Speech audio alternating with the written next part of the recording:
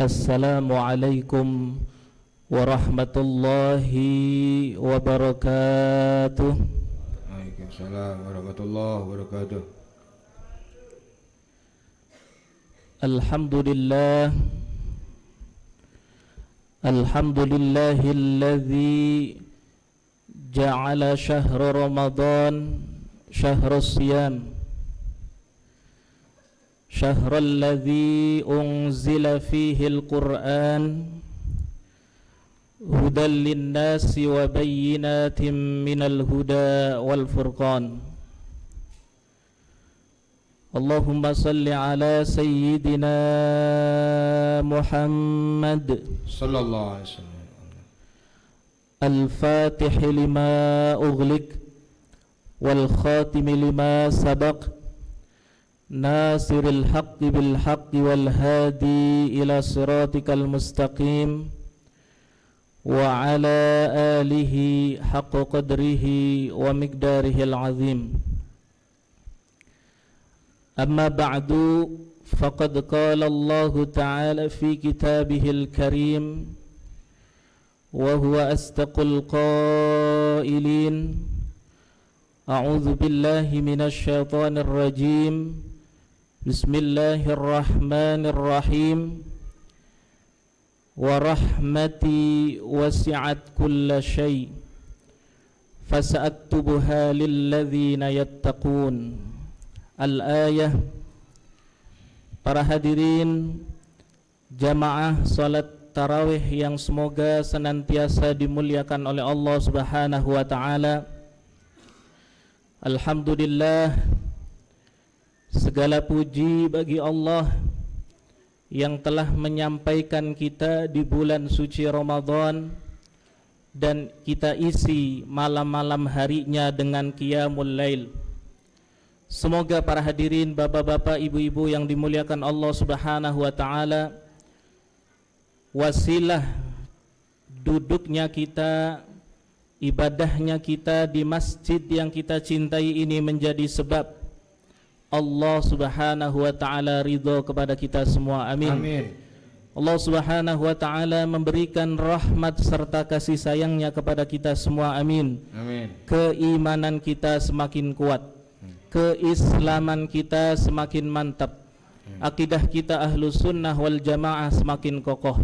Di antara kita semua, bapak-bapak, ibu-ibu yang punya cita-cita, Allah sukseskan cita-citanya. Amin. Yang masih punya problem, Allah beri jalan keluar. Yang masih punya hutang, hutangnya dibayar oleh Allah Subhanahu wa taala. Amin. Anak keturunan kita Allah jadikan anak keturunan yang soleh dan solehah, berbakti kepada kedua orang tuanya, mengangkat derajat kedua orang tuanya. Di antara kita, saudara kita, keluarga kita, jamaah kita yang sedang sakit, Allah angkat segala penyakitnya. Amin. Allah sembuhkan segala penyakitnya. Kita semua yang sehat-sehat, Allah jauhkan dari segala penyakit. Allah jauhkan dari segala musibah, baik musibah dunia, musibah agama, terlebih-lebih nanti musibah di yaumul qiyamah. Amin. Amin ya rabbal. Sengaja para hadirin saya awali pembicaraan dengan doa, sebab saya yakin doa kita pada saat ini di rumah Allah pasti diijabah oleh Allah Subhanahu wa taala. Amin. Apalagi tadi kita telah menjalankan sholat Isya berjamaah, dilanjutkan dengan sholat tarawih. Apa kata Al-Imam Ibnu Abbas dan juga Al-Imam Qatadah di dalam tafsir Al-Imam Ibnu Katsir di dalam surat Al-Insyirah, salah satu ayatnya menyebutkan fa'idza faraghta fansab. Mungkin semua bapak-bapak, ibu-ibu, bahkan anak-anak hafal ayat tersebut. Apa kata Imam Ibnu Abbas? Fa'idza faraghta ay min salatika fansab ila du'ai fas'alhu hajataka. Kata Imam Ibnu Abbas ketika menafsirkan ayat tersebut, ketika engkau selesai sholat, baca zikir, jangan lupa baca doa. Minta sama Allah biar hajat-hajat kita diijabah oleh Allah Subhanahu wa taala. Ma'asyiral muslimin, jamaah salat tarawih yang dimuliakan Allah Subhanahu wa taala. Pada malam hari ini saya tidak panjang lebar. Kultumnya berjudul Rahmat Allah melebihi kemurkaannya.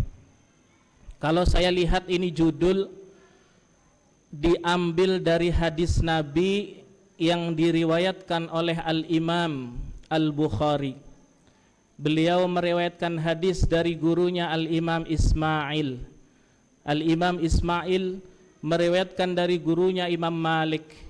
Imam Malik dari gurunya Al-Imam Abi Zinad.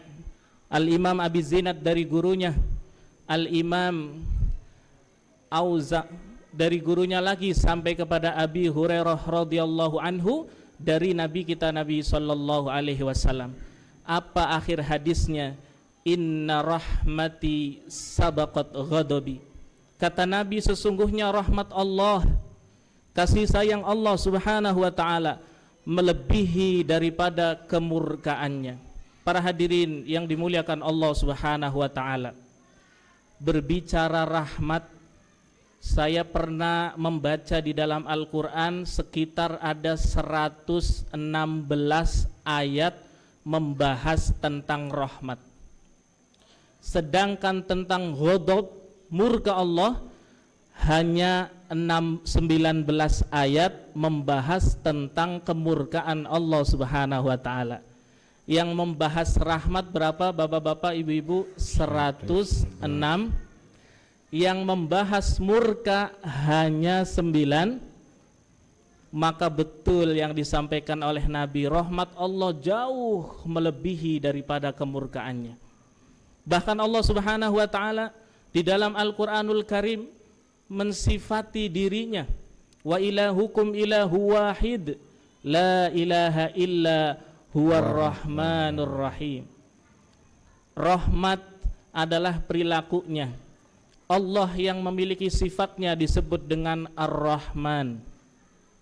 Bahkan di dalam mazhab Syafi'i, para hadirin, kalau ada seseorang baca suratul Fatihah tidak diawali dengan Bismillahirrahmanirrahim, Fatihahnya tidak sah, tidak sempurna, sehingga sholatnya maaf belum sempurna, karena tidak membawa nama Allah Bismillahirrahmanirrahim.